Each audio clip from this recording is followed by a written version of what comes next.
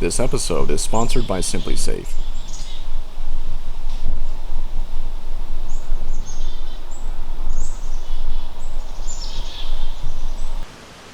In a cluster of leaves, just above the cabin, autumn has made its debut.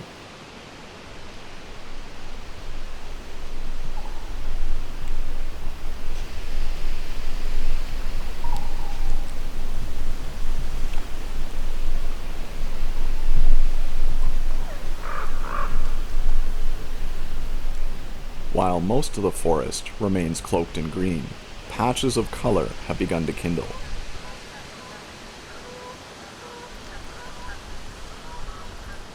Embers of autumn, soon to engulf the entire canopy in a dazzling display of oranges, reds, and yellows.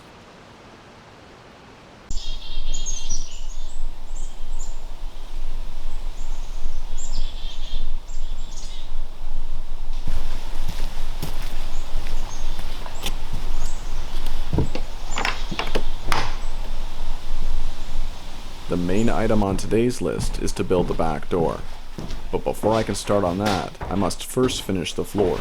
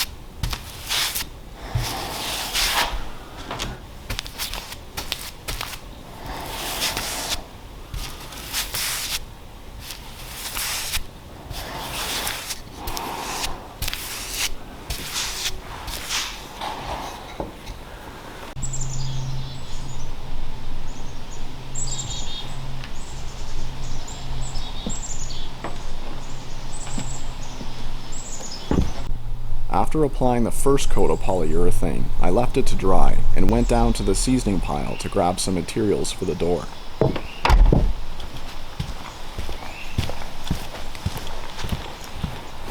Real quick, I'd like to thank Simply Safe for sponsoring this episode. Simply Safe is reliable, effective home security that is easy to set up and easy to use. I got a Simply Safe system several years ago now to protect my grandfather's property, and we ended up loving it so much that I got a system for our home as well.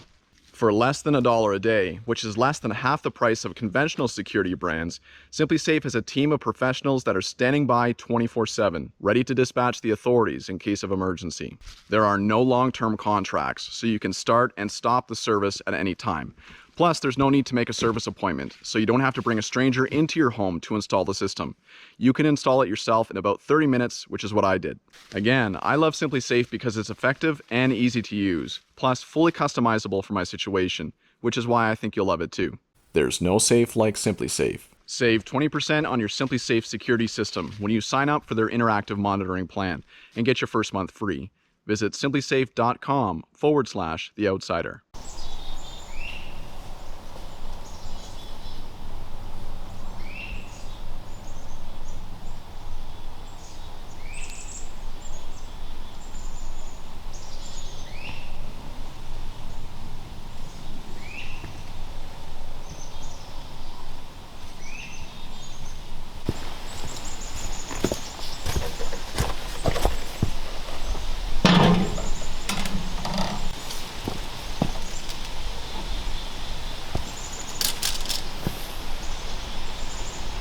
This will be the centerpiece that I build the door around. I saved it from a cedar tree, which I had felled earlier this summer.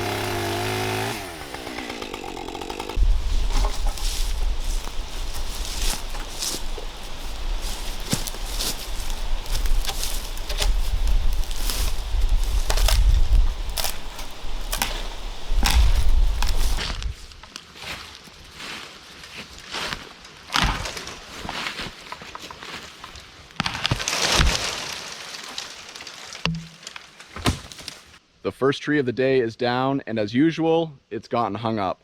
And that's because I'm logging here in a denser cedar forest. So it comes as no surprise, but also it's no problem because I'm just gonna bring the Massey back in here, hook onto the bottom, and pull the tree out from underneath itself. But the reason why I chose this tree to fell is because you'll see it has come from a cluster of 3. So I've taken one out and I've allowed these other 2 trees to grow strong and healthy because they're not competing for nutrients with this 3rd tree, which I've now removed. As well, this tree was leaning over a bunch of smaller cedars which are trying to grow taller. and it was blocking their sunlight a little bit. So by removing this tree specifically, it gives more light and more space to these smaller cedars and allows them to grow stronger and healthier as well. So there is some thought behind which trees I remove. I'm always very careful as to which trees I select, and so this one was on the list today.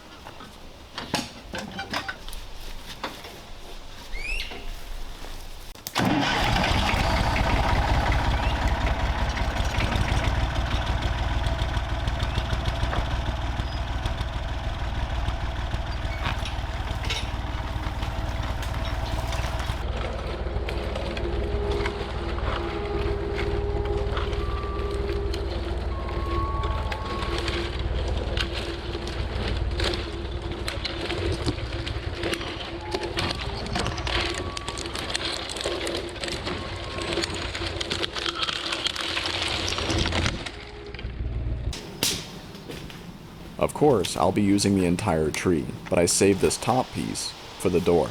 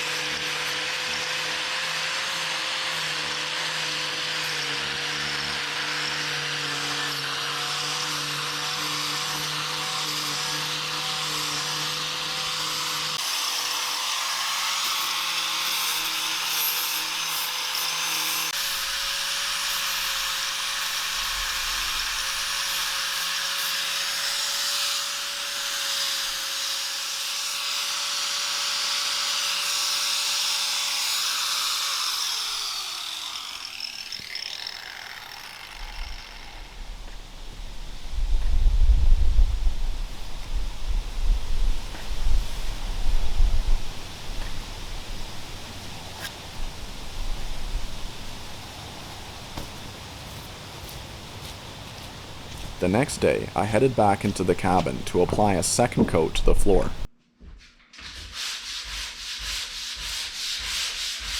Between coats, I used 220 grit sandpaper.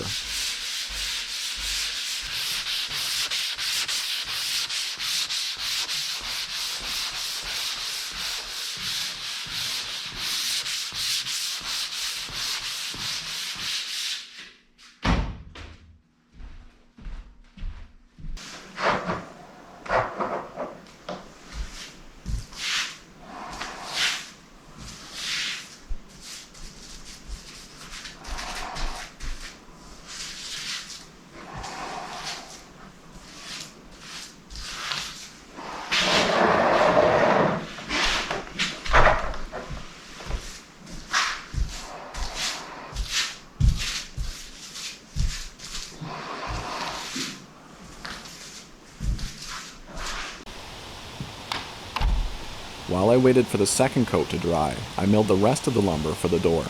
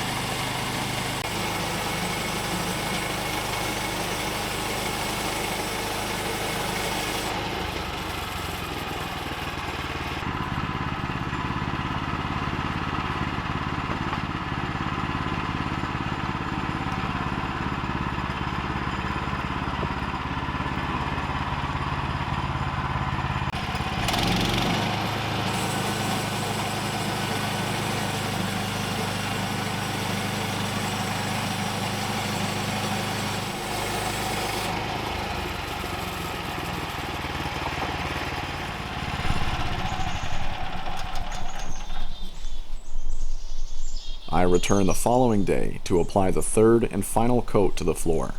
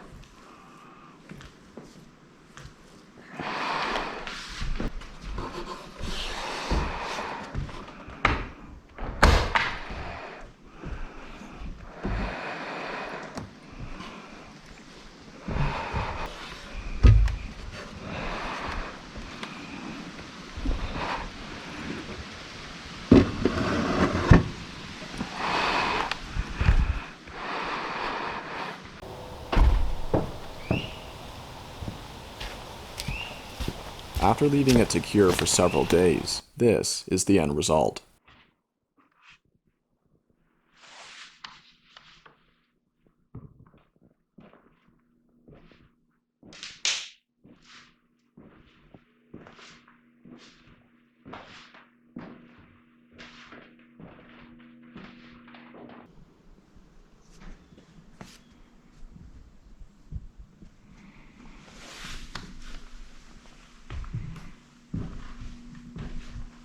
Now I could finally prep for the door. My plan is to blend the wood I've selected with epoxy to make something that is unique, yet in keeping with the cabin's character. The first thing I'll need to do is build a form, large enough to accommodate the door and to contain the epoxy once it's been poured.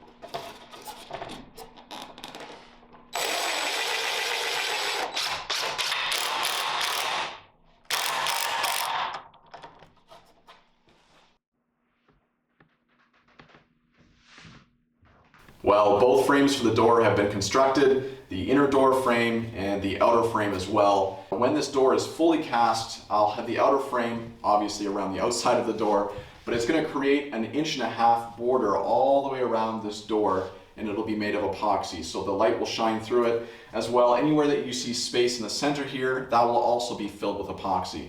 So I'm doing a 2-inch pour, and it's going to be clear. So with this door, you'll be able to see right through it. You'll see the green on the leaves of the trees, and as we go into autumn, you'll see the multicolored leaves behind this door. So it's a kind of a neat way to bring the outside into the cabin. Now, I'm sure some of you who have worked with epoxy before are thinking to yourselves, well, wait a second, doesn't epoxy run the risk of yellowing over time, especially if it's clear and if it's exposed to sunlight? And of course, those are all great points. But first of all, I'm using a high quality epoxy that is known to resist the yellowing and the UV light over time, although no epoxy is immune to that yellowing effect if you're not careful. But anyway, I also have a plan to protect this door, and I'm going to show that to you in the next episode. Anyway, I thought I'd put the inner frame here just to give you a preview as to what the door is going to look like. I think we're probably maybe only about 1/3 of the way finished. There's still lots of work left to do. But I love the centerpiece. I can't imagine a more perfect centerpiece for this door. And when I'm building this, I wanted to contrast the heavy hardiness of the front door. When my dad and I built that, we built it to be heavy and strong and hardy, to reflect the strength and character of this cabin. And I have a lot of great memories building that door with my dad. So that's special, and I want to leave that like it is. But that's why I want to do something completely different here on the back, which is why I'm contrasting the heaviness of the front door with this light, airy look. Anyway, I've got the form built over there. It's built out of melamine, and it's a really smooth finish on the surface. It's got that melamine finish, so it'll help to when I break the mold apart, it'll hopefully release from the epoxy well enough.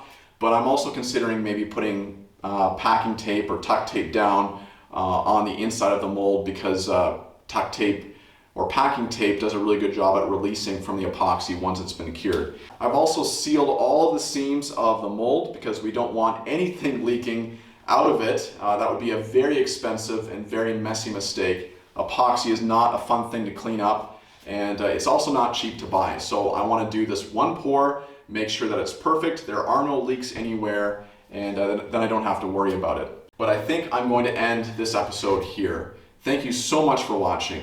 Until next time, my friends, stay safe, be well, and God bless.